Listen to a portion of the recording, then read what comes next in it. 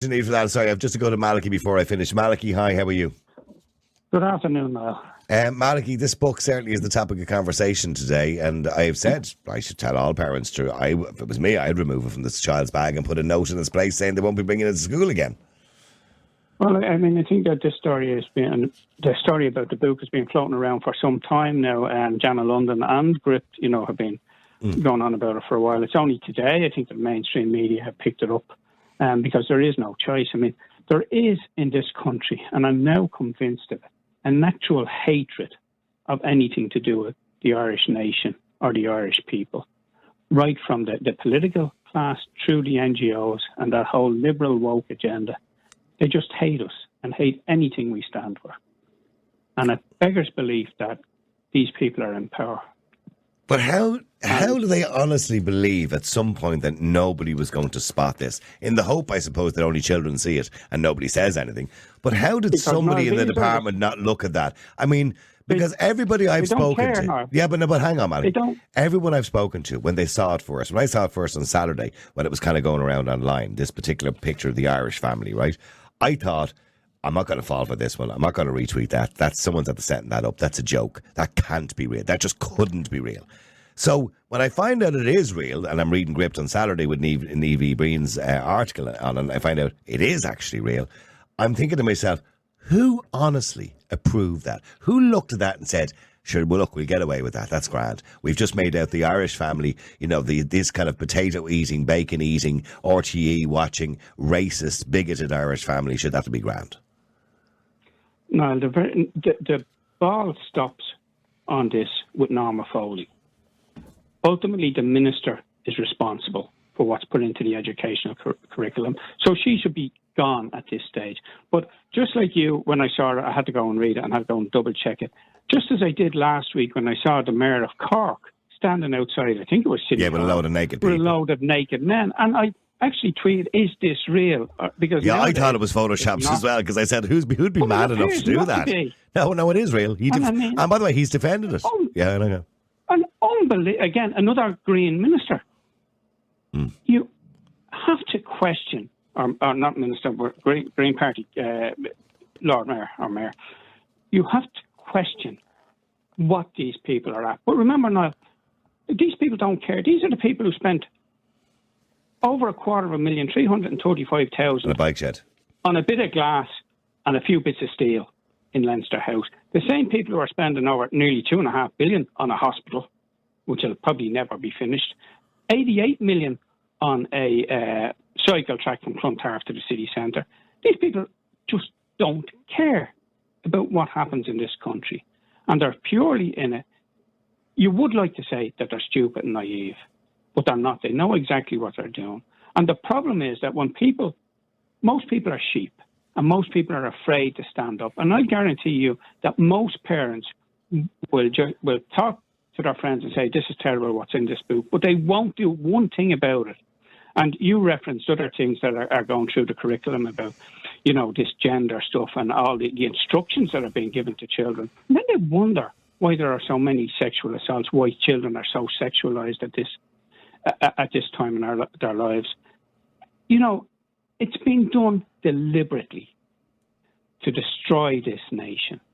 And people have a chance, the sooner the better, hopefully it's in October, to get rid of these people. But, the opinion polls are telling us now, not that I have any faith in opinion polls, remember, they told us that Hillary Clinton beat Donald Trump the last time. And, in fact, the only hope that this world has, Niall, is the re-election of Donald Trump in November. But when you're saying the presidential election, the world we're is due. finished. Oh no, I couldn't agree with you more.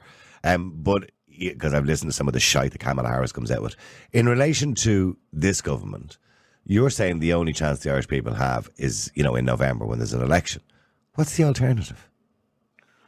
Well, the only alternative, Sinn Féin. One of the alternatives is no, Sinn Féin are no alternative. No, that's what I'm saying. They're not. They're the same. But what people need to do is to ensure that there's at least a decent block in that parliament of people like myself, people like Carol Nolan, Maddie McGrath, and people who will actually stand up and say... Are you running for election? As it is. Are you running for election? I'll be running for election, okay, yes, okay. In Dublin Central, against the leader of the Provisional Alliance, Mary Lou MacDonald. people who, for instance, just fully support puberty blockers for children in this state. Well, they haven't in the north, surprisingly enough. And in the north, they're opposing them. So these people don't know, are purely populist. But here's the problem, Malachy, and I would agree with you that people should be looking at independence or people, who agree with their principles.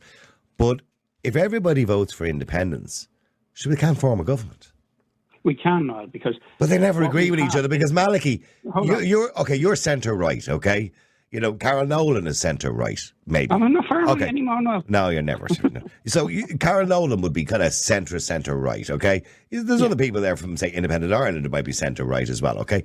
But you all don't agree with each other either. There's certain things you don't agree on. So what I'm saying is, of course there is. So how could you have any kind of agreement in votes in the Dáil when you have a majority of independents? Well, hold on. People will tell us that Fine Gael and Fianna Fáil and the Greens all have different policies.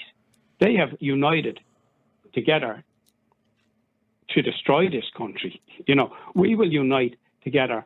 Independents of like mind. We don't have to agree on everything, but we have to agree on the main fundamentals. One, close the border, stop importing people, solve the housing crisis, stop indoctrinating our kids with all of this ideology and the war's going to end tomorrow, and if you're a boy, or you can be... Did you see Eamon Ryan's latest piece in the paper today in the Irish Times? It turns out, by the way, Ireland is unique when it comes to climate change, that we're going to have cold weather while the rest of the world burns up. That's, in other words, what they do is they just throw out a narrative. They throw